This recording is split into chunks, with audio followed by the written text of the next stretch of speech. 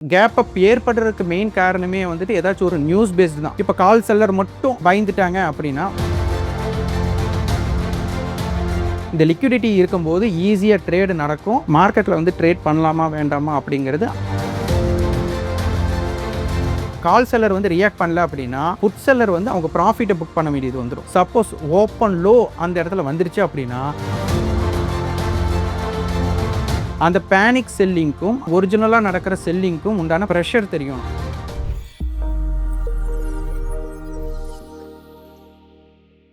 ஜீபு நேயர்களுக்கு வணக்கம். இன்னைக்கு gap up market, gap down மார்க்கெட்டை எப்போ ட்ரேட் பண்ணணும், எப்போ அதை அவாய்ட் பண்ணணும், எப்படி அதை சேஃபாக ஹேண்டில் பண்ணுறது அப்படின்னு ஒரு ட்ரேடர் பாயிண்ட் ஆஃப் வியூவில் முழு எக்ஸ்பிளனேஷன் கொடுக்க இருக்காரு கோவையை சேர்ந்த முழு நேர ட்ரேடரான சந்தோஷ். நம்ம சார் கிட்ட பேசலாம். வணக்கம் சார். வணக்கம். ஓகே சார், இப்போ வந்து gap up market, gap down market அதை பற்றி நம்ம பேச போகிறோம். ஸோ இந்த gap up market, gap down market அப்படின்னா என்ன? News gap, result gap, global cue gap, இது மூணுல ட்ரேடிங் பாயிண்ட் ஆஃப் வியூவில் எது முக்கியமான கேப் சார்? முதல் கேப் அப்னா என்ன அப்படிங்கிறத நம்ம தெரிஞ்சுக்கணும். எப்போவுமே எஸ்டர்டே ஹை அண்ட் எஸ்டர்டே லோன்னு சொல்லுவாங்க. அப்போ எஸ்டர்டே ஹைக்கு மேலே ஆரம்பமாகிறத கேப் அப்னு சொல்லுவாங்க. எஸ்டர்டே லோவுக்கு கீழே ஓப்பன் பண்ணுறத கேப் டவுன் மார்க்கெட்டுன்னு சொல்லுவாங்க. ஆனால் இது எவ்வளவு பெர்சன்டேஜ், அதாவது நேற்று மார்க்கெட் முடிஞ்சதுலேருந்து இன்றைக்கி ஓப்பன் ஆகிறது எவ்வளோ பெர்சன்டேஜ் அப்படிங்கிறது தான் அது ஹியூஜ் கேப் அப்பா இல்லை வந்துட்டு கேப் அப்புங்கிறத வந்து கம்மியான பெர்சன்டேஜா அப்படிங்கிறத தெரிஞ்சுக்க முடியும். அப்போ இது வந்து கேப் அப் ஏற்படுறதுக்கு மெயின் காரணமே வந்துட்டு ஏதாச்சும் ஒரு நியூஸ் பேஸ்டு தான். அந்த நியூஸ் என்னவா வேணாலும் இருக்கலாம். ஆனால் இந்த நியூஸ் பேஸ்டு மார்க்கெட் இந்த மாதிரி கேப் அப் நடக்கும்போது ஆப்ஷன்ஸ் ட்ரேடர் அண்ட் மார்க்கெட்டில் ட்ரேடராக இருக்கிறவங்க எப்படி பார்க்கணும் அப்படிங்கிறது தான் ரொம்ப ரொம்ப முக்கியம். இப்போ நீங்கள் பேசும்போது சொன்னீங்க மார்க்கெட் ட்ரேடர்ஸ், ஆப்ஷன் ட்ரேடர்ஸ் அப்படின்னு சொன்னீங்க. இந்த ரெண்டு பேருக்குள்ள டிஃப்ரென்ஸ் என்ன சார்? எப்படி நம்ம வந்து இதை கிளியராக புரிஞ்சுக்கிறது? நேயர்களுக்கு வந்து ஒரு கிளியரான எக்ஸ்பிளனேஷன் சொல்லிடுங்க சார். இங்கே வந்து நமக்கு வந்து பார்த்தீங்கன்னா equity market and derivative market அப்படின்ட்டு இருக்குது. ஈக்விட்டி மார்க்கெட் அப்படிங்கிறது தான் இருக்கிறதுலே நமக்கு ஒரிஜினல் ஸ்டாக் பேஸ் பண்ணி நமக்கு நடக்கிறது. டெரிவேட்டிவ் மார்க்கெட்டை வந்துட்டு ரெண்டு இதாக பிரிப்பாங்க, ஃபியூச்சர் அண்ட் ஆப்ஷன்ஸ்னு பிரிப்பாங்க. இப்போது மார்க்கெட்டில் கான்ட்ராக்ட் பேஸில் நமக்கு ட்ரேட் பண்ணுறதுல ஃபியூச்சர் அண்ட் டெரிவேட்டிவ் தான் நமக்கு அதிகமாக யூஸ் பண்ணுறதுனால நம்ம ஆப்ஷன்ஸ் பேஸ் பண்ணியும் அண்ட் ஃபியூச்சர் பேஸ் பண்ணி நம்ம பார்ப்போம். அதனால் மார்க்கெட்டில் ட்ரேடர்ஸ் அப்படிங்கிற போது ஃபியூச்சரை பேஸ் பண்ணி ட்ரேட் பண்ணுறவங்கனால நமக்கு வந்து மார்க்கெட் ட்ரேடர்ஸ்னு சொன்னோம். ஆப்ஷன்ஸை பேஸ் பண்ணி ட்ரேட் பண்ணுறவங்களை வந்துட்டு ஆப்ஷன்ஸ் ட்ரேடர்ஸ் அப்படின்னு நம்ம சொன்னோம். ஓகே சார், இப்போ வந்து ஓப்பனிங்கில் வந்து இந்த கேப் அப், கேப் டவுன் வந்து வந்தால் அதை நம்ம ட்ரேட் பண்ணலாமா இல்லை வந்து அதை அவாய்ட் பண்ணணுமா சார்? இதை எப்படி நம்ம பண்ணுறது? அந்த 5 to 15 மினிட்ஸ் பிஹேவியர் ஏன் ரொம்ப கிரிட்டிக்கலாக இருக்குது, அதை பற்றி சொல்லுங்கள். மார்க்கெட்டில் வந்து ட்ரேட் பண்ணலாமா வேண்டாமா அப்படிங்கிறது அவங்களோட மனநிலையை பொறுத்து தான். ஆனால் இந்த கேப் அப் நடக்கும்போது இந்த ட்ரேடரோட பாயிண்ட் ஆஃப் வியூ, அதாவது market traders and options traders நம்ம சொல்லியிருந்தோமா, அப்போது ஃபியூச்சரை பேஸ் பண்ணி செல் பண்ணியிருக்காங்கன்னு வச்சுக்கோங்க. மார்க்கெட் வந்து கேப் அப் நடக்குதுங்கும் போது அவங்க ஷார்ட் பண்ணியிருக்கிறவங்களுக்கு பார்த்தீங்கன்னா ஹியூஜ் லாஸ் வரும் கேப் அப் பண்ணும்போது. இது ஆப்ஷன்ஸ் ட்ரேடரில் பார்க்கும்போது கால் செல் பண்ணி வச்சுருப்பாங்க.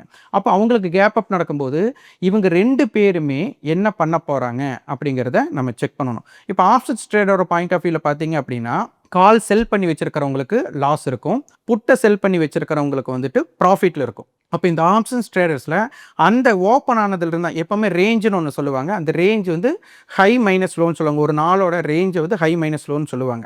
அது எங்கேருந்து ஸ்டார்ட் ஆகுதுன்னா நமக்கு வந்து காலையில் மார்க்கெட் ஓப்பன் ஆனதுக்கப்புறம் தான். அப்போ 9:15க்கு மார்க்கெட் ஓப்பன் ஆகிற இடத்துல இருந்தால் ஸ்டார்ட் ஆகும். அப்போ ஓப்பன் ஆனதுக்கப்புறம் மார்க்கெட்டில் உடனே அந்த கேப் அப் நடக்கிறதுனால எடுத்ததுமே கால் செல்லருக்கு லாஸ் இருக்கும், புட் செல்லருக்கு ப்ராஃபிட்டில் இருக்கும். அப்போ இந்த மாதிரி லாஸில் இருக்கிறவங்க என்ன ரியாக்ட் பண்ண போகிறாங்க, ப்ராஃபிட்டில் இருக்கிறவங்க என்ன ரியாக்ட் போகிறாங்க அப்படின்னு பார்த்து தான் மார்க்கெட்டில் அந்த ஃபஸ்ட்டு 5 to 10 மினிட்ஸ் வந்து ஒரு நல்ல மார்க்கெட் வந்து லிக்விடிட்டியாகவும் இருக்கும், மார்க்கெட் ஃபாஸ்ட் மூவ்மெண்ட்டாக இருக்கும். அதுக்கப்புறம் டைரக்ஷன் வந்துட்டு இவங்க ரெண்டு பேர்த்தில் எப்படி டைரக்ட் பண்ணலாம் அப்படிங்கிற மாதிரி.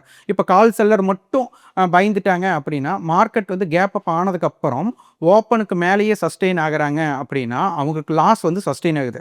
அப்போ கால் செல்லர் வந்துட்டு லாஸை கவர் பண்ணக்கூடிய சிச்சுவேஷனுக்கு போயிட்டாங்க அப்படின்னா மார்க்கெட் கேப் அப் ஆனதுக்கப்புறம் மேலே போக ஆரம்பிச்சிடும். ஆனால் கால் செல்லர் வந்து ரியாக்ட் பண்ணல அப்படின்னா புட் செல்லர் வந்து அவங்க ப்ராஃபிட்டை புக் பண்ண வேண்டியது வந்துடும். அப்போ என்ன ஆகுனா மார்க்கெட் ஓப்பன்லேருந்து இறங்கிடும். அப்போ இந்த மாதிரி கேப் அப் கேப் டவுன் நடக்கும்போது ஃபாஸ்ட்டாக மார்க்கெட் வந்து கால் செல்லர் வந்துட்டு பயணிக்கும் போது சடனாக மேலே போயிடும், புட் செல்லர் வந்து ப்ராஃபிட் புக் பண்ணாங்கன்னா கீழே வந்துடும். அதே மாதிரி ஆப்போசிட் டைரக்ஷனாக கேப் டவுன் பார்க்கும்போது வந்துட்டு புட் செல்லர் வந்து லாஸை புக் பண்ணாங்கன்னா மார்க்கெட்ஸ் வேகமாக கீழே போக ஆரம்பிச்சிடும், இல்லை கால் செல்லர் வந்து ப்ராஃபிட் புக் பண்ணாங்கன்னா மேலே வர ஆரம்பிச்சிடும்.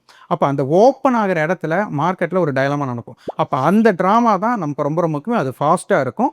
அதுக்கப்புறம் தான் மார்க்கெட்டோட ட்ரெண்டை டிசைட் பண்ணி ட்ரேட் பண்ணுறவங்க கரெக்டாக ட்ரேட் பண்ண முடியும். அதனால் கேப் அப் ஆர் கேப் டவுனில் ட்ரேட் பண்ணக்கூடாதுன்ட்டு இல்லை. இந்த ரொம்ப ப்ரொஃபஷனாக இருக்கிறவங்க வந்துட்டு இதை கரெக்டாக ஸ்டாப் லாஸ் பண்ணுவாங்க. அந்த மாதிரி பண்ணிட்டு ட்ரேட் பண்ண பார்ப்பாங்க. ஆனால் புதியவர்களுக்கு என்னென்ன தெரியாது. உடனே ஃபாஸ்ட்டாக அவங்க ரியாக்ட் பண்ணும்போது என்ன ஆகும்னா, ஒரு டைம் நல்ல ஒரு ஹியூஜ் ப்ராஃபிட் வரும். சில டைம் வந்துட்டு நல்ல லாஸ் வரவும் ஆரம்பிச்சிடும். ஸோ அதனால் வந்துட்டு அதை அவாய்ட் பண்ணணுமா அப்படின்னா புதியவர்களை வந்து அவாய்ட் பண்ணுறது பெஸ்ட். ஆனால் ப்ரொஃபஷனல்ஸ் வந்து அதை தான் கேட்சப் பண்ணி அவங்களுடைய ப்ரொஃபஷனுக்கு எடுக்கிறதுக்கு பார்ப்பாங்க. அதனால் வந்துட்டு எடுக்கலாமா வேண்டாமாங்கிறது அவங்க தான் டிசைட் பண்ணிக்கணும். Okay sir. இப்போ வந்து இந்த கேப் அப், கேப் டவுன் மார்க்கெட்ல வந்து ஃப்ரெஷர்ஸ் வந்து ட்ரேட் பண்ண வேண்டாம் அப்படின்ற ஒரு அலர்ட் வந்து நீங்க குடுத்துருக்கீங்க. அப்ப அவங்க எப்படி தான் சார் அவங்கள வந்து அவங்க எக்ஸ்பீரியன்ஸ் பண்ணிக்கிறது? இத எப்படி நம்ம புரிஞ்சுக்கிறது? இங்கே ஆப்ஷன்ஸ் ட்ரேடர்னு வந்ததுனால நமக்கு 4 வகையான ட்ரேடர்ஸ் இருக்காங்க. கால் செல்லர், புட் செல்லர், கால் பையர், புட் பையர்ன்ட்டு. ஆனால் மேக்ஸிமம் இந்த ஹெட்ஜிங் பாயிண்ட் ஆஃப் வியூவில் செல்லர் தான் நம்ம பார்ப்போம். அதனால் கால் செல்லர், புட் செல்லர்னு பார்க்கணும். இப்போ மார்க்கெட் கேப் அப் நடக்கிறாங்க அப்படின்னா நமக்கு வந்து கால் செல்லருக்கு வந்துட்டு அது ஆகாத விஷயம். அப்போ அவங்களுக்கு லாஸ் வரும். அப்போ அவங்க லாஸை புக் பண்ணுறாங்களா இல்லையா அப்படிங்கிறத பார்க்கணும். அப்போ இதுக்கு நமக்கு கிடைக்கக்கூடிய ஒரே ஒரு கீ பாயிண்ட் என்னென்னா அந்த ஓப்பன் ஸ்ட்ராட்டஜின்னு சொல்லுவாங்க. அப்போ ரேஞ்சே ஸ்டார்ட் ஆகிறது ஓப்பன்னால ஓப்பனுக்கு மேலே மார்க்கெட் இருந்தால் என்ன, ஓப்பனுக்கு கீழே இருந்தால் என்ன அப்படிங்கிறது தான்.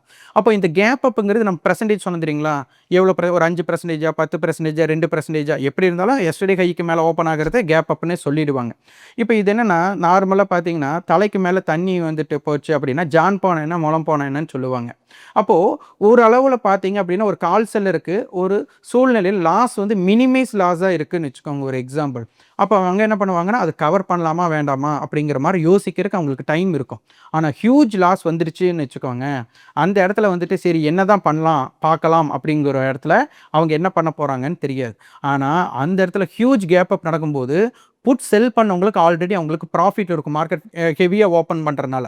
அப்போ அந்த இடத்துல உடனே அவங்க வந்துட்டு ஓப்பன் மார்க்கெட் வந்து ஓப்பனுக்கு கீழே இருக்குது அப்படின்னா அந்த புட் செல்லர் வந்துட்டு ப்ராஃபிட்டை புக் பண்ணுறதுக்குண்டான சான்ஸ் இருக்குது. இது ப்ராபபிலிட்டி தான். அதே மாதிரி ஓப்பனுக்கு மேலே சஸ்டெயின் ஆகுது அப்படின்னா கால் செல்லர் வந்து லாஸை புக் பண்ணுறதுக்குண்டான பேனிக் இருக்குது அப்படின்னு எடுத்துக்கலாம். அப்போ அந்த இடத்துல ரேஞ்ச் வந்து நம்மளுக்கு எவ்வளோ ஸ்பீடாக இருக்குது அப்படிங்கிறத அவங்க செக் பண்ணணும். அப்போ இந்த இடத்துல வந்து நார்மலாகவே பார்த்தீங்கன்னா ஓப்பன் லோ, ஓப்பன் ஹை அப்படின்னு சொல்லுவாங்க. ஏன்னா ரேஞ்சோட ஸ்ட்ராட்டஜியில் என்ன பண்ணணும், இதில் ரொம்ப முக்கியமானது வந்து இந்த ஓப்பன் லோ, ஓப்பன் ஹை அப்படின்ட்டு. அப்போது மார்க்கெட் கேப் அப் நடந்ததுக்கப்புறம் ஓப்பன் ஹை நடக்குது அப்படின்னா கால் செல்லருக்கு வந்து கொஞ்சம் ஓகே நம்ம வந்து லாஸில் தான் இருக்கிறோம், இருந்தாலும் அந்த லாஸை மினிமைஸ் ஆகிறதுக்கான ஆப்பர்ச்சுனிட்டி இருக்கும் அப்படின்னு யோசிக்கலாம் இந்த இடத்துல ஓப்பன் ஹை அப்படின்னு வரும்போது. சப்போஸ் ஓப்பன் லோ அந்த இடத்துல வந்துருச்சு அப்படின்னா கால் செல்லருக்கு வந்து இது ஒரு அலர்ட்.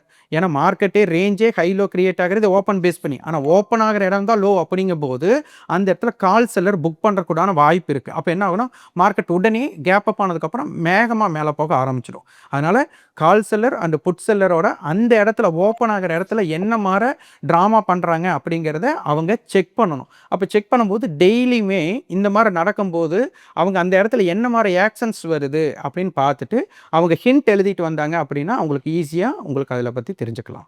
Okay sir. இப்போ வந்து இந்த கேப் அப் மார்க்கெட்ல அந்த கேப் ஃபில், கேப் கன்டினியூவேஷனை வந்து எப்படி சார் நம்ம வந்து ஐடென்டிஃபை பண்ணுறது? ப்ரைஸ் ஆக்ஷன் சிக்னல்ஸ் என்ன? இந்த கேப் அப் கேப் டவுனில் வந்து கேப் ஃபில்லிங் சொல்லுவாங்க. எஸ்டர்டே ஹைக்கு மேலே மார்க்கெட் ஓப்பன் ஆயிடுச்சு. அப்போ அந்த ஓப்பனுக்கும் அந்த எஸ்டர்டே ஹைக்கும் கேப் இருக்கும். சில டைம் பார்த்தீங்க அப்படின்னா மார்க்கெட் நான் சொன்னல ஓப்பன் ஹை அமையும்ட்டு, அந்த மாதிரி ஓப்பன் ஹை அமையும் போது கேப் அப்பில் என்ன ஆகுனா அந்த கேப்பை ஃபில் பண்ணுறதுக்கு கீழே இறங்குவாங்க அப்படின்னு சொல்லுவாங்க. ஏன்னா மார்க்கெட்டில் ட்ரேடே நடக்காமல் அந்த கேப்புக்குள்ள ட்ரேடே நடக்கலன்னு தான் அர்த்தம். ட்ரேட் நடக்காமல் கேப் அப் நடக்கிறனால அந்த இடத்துக்குள்ள லிக்விடிட்டியை ஃபில் பண்ணுறதுக்கு வருவாங்களா அப்படின்னு சில டைம் யோசிக்கலாம். ஆனால் கண்டிப்பாக வரணும் அப்படிங்கிற அவசியம் இல்லை. ஆனால் மார்க்கெட் வந்துட்டு கால் செல்லர் கேப் அப் நடக்கும்போது கால் செல்லர் பயப்படல அப்படிங்கும்போது புட் செல்லர் வந்து அந்த இடத்துல ப்ராஃபிட்டில் இருப்பாங்க. அப்போ அந்த புக்கிங் வந்துட்டு அந்த ஃபில் ஆகிற வர நடக்கிறதுக்கு வாய்ப்பு இருக்குமா அப்படின்னு யோசிப்பாங்க. ஆனால் அந்த இடம் வந்ததுமே என்ன ஆகும்னா சடனாக மீண்டும் மார்க்கெட் வந்து யூட்டன் அடிக்கிறதுக்கு சில டைம் பார்க்கும். ஸோ அதெல்லாம் வந்துட்டு அனுபவ ரீதியாக பார்க்கும்போது உங்களுக்கு புரிஞ்சுக்கலாம். Okay sir. இப்போ வந்து கேப் டவுன் மார்க்கெட்டில் வந்து பேனிக் செல்லிங்கில் ட்ராப் ஆகாமல் சேஃபாக ட்ரேடிங் பண்ணுறதுக்கான ரூல்ஸ் என்ன சார்? ப்ராக்டிக்கல் ரூல்ஸ் என்ன ஃபாலோ பண்ணணும்? இந்த இடத்துல கேப் டவுன் நடக்கும்போது என்ன ஆகுனா முதல்ல வந்துட்டு மார்க்கெட்டில் வந்துட்டு இன்வெஸ்டர்ஸாக நிறைய இருப்பாங்க. அப்போ இன்வெஸ்டர்ஸாக இருக்கும்போது வந்துட்டு அவங்களுக்கு ப்ரைஸ் இறங்குனா அவங்களுக்கு என்ன ஆகும், பேனிக் கிரியேட் ஆகும். இந்த மாதிரி ட்ராப் நடக்கும்போதும் அந்த பேனிக் செல்லிங்க்கும் ஆனால் ஒரிஜினலாக நடக்கிற செல்லிங்க்கும் உண்டான ப்ரெஷர் தெரியணும். அப்போது இருக்கிற எல்லா செக்டாருமே இப்போ நிஃப்டின்னு எடுத்துக்கோங்க, நிஃப்டியோட 15 எடுத்துட்டா நிஃப்டி 50 ஸ்டாக்ஸில் வந்துட்டு எல்லா செக்டாருமே இருக்கும். எல்லா செக்டாருமே ஒரு நெகட்டிவ் நியூஸ் இருக்கும்போது மார்க்கெட் இறங்குற விஷயத்துக்கும் ஆனால் குறிப்பிட்ட செக்டார்னால மட்டும் நிஃப்டியை வந்து ட்ராப் பண்ணியிருப்பாங்க. அந்த இறக்கத்திற்கும் வித்தியாசம் இருக்குது. நம்மளுக்கு வந்து மார்க்கெட்டில் ஏதாச்சும் எக்கனாமிக் கொலாப்ஸ் ஆகுது அப்படிங்கும்போது எல்லா செக்டாருமே இம்பேக்ட் ஆகும். ஆனால் சில டைம் பார்த்தீங்க அப்படின்னா ஒரே ஒரு செக்டாருக்கு மட்டும் நியூஸ் வந்து பேடாக இருக்கும், மற்ற செக்டாருக்கெல்லாம் ஒரு நல்ல விஷயமா இருக்கும். அப்போ என்ன ஆகும், அந்த குறிப்பிட்ட செக்டார்னால மார்க்கெட் வந்துட்டு இறங்குது அப்படிங்கும்போது அதை வந்து நம்ம வந்து பேனிக் ஆகக்கூடிய சுச்சுவேஷன்ஸ் இல்லை. அப்போது ஒரு பேனிக் செல்லிங்க்கும் இருக்கிறதுலே அதிகமான செல்லிங் ப்ரெஷரோட மார்க்கெட் இறங்குறதுக்கும் உண்டான வித்தியாசத்தை அவங்க புரிஞ்சுக்கணும். அப்போ அந்த செக்டாரோட நாலேஜஸ் கொஞ்சம் வேணும். Okay sir. இப்போ வந்து நிஃப்டி இண்டெக்ஸ்ல வந்துட்டு எப்படி கேப் அப், கேப் டவுன் வந்து பார்க்கணும் அப்படின்னு சொன்னீங்க. இதே மாரி ஸ்டாக்ல எப்படி பார்க்கணும் அப்படின்றதையும் சொல்லுங்க சார். இப்போ நிஃப்டி அப்படிங்கும்போது வந்து அந்த 50 கம்பெனிஸோட weightage.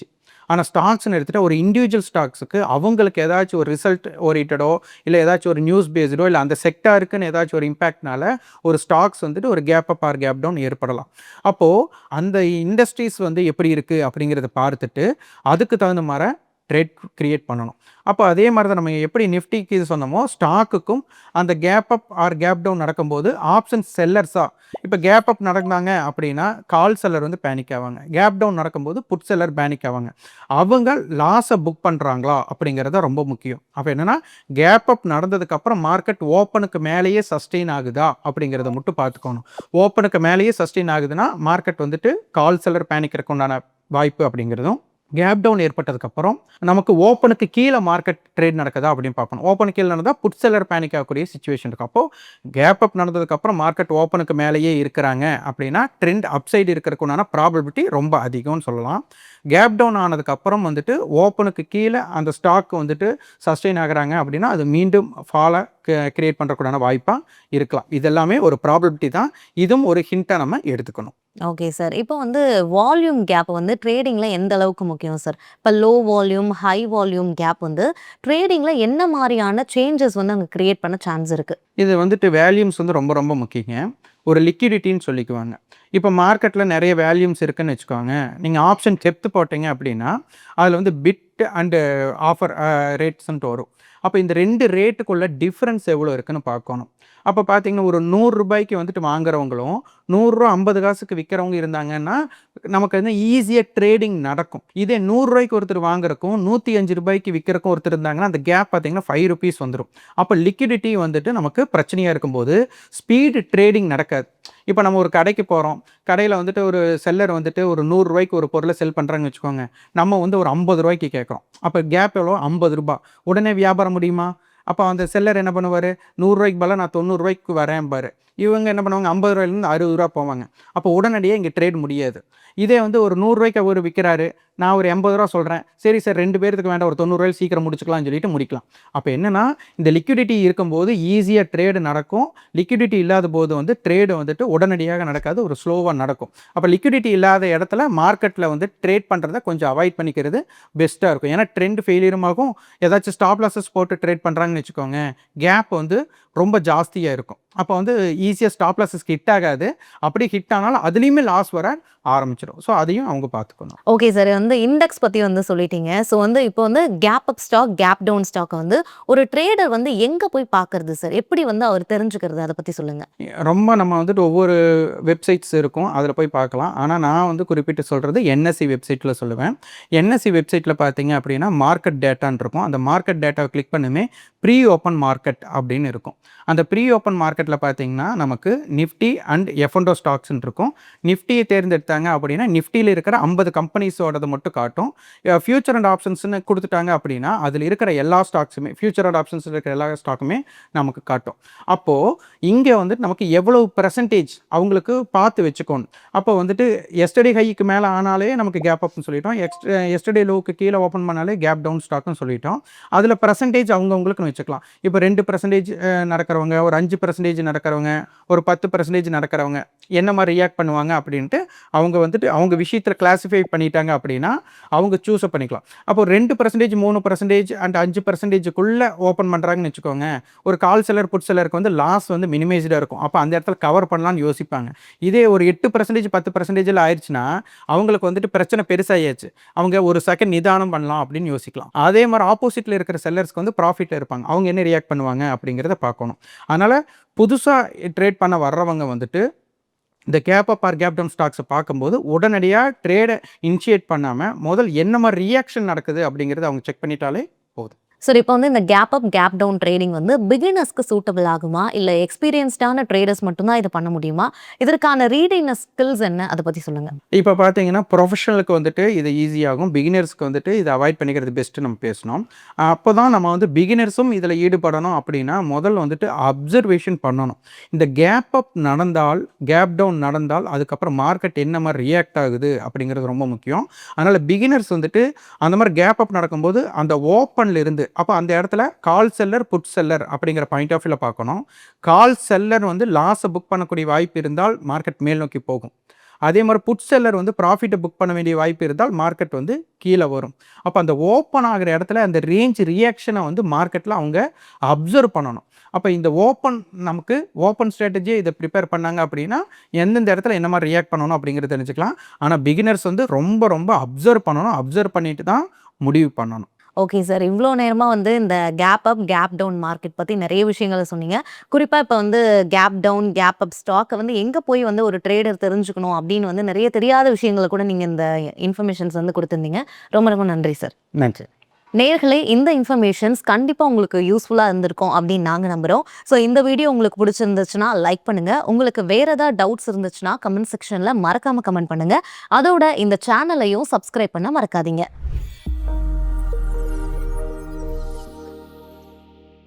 Investment in security markets are subject to market risk. Read all the related documents carefully before investing.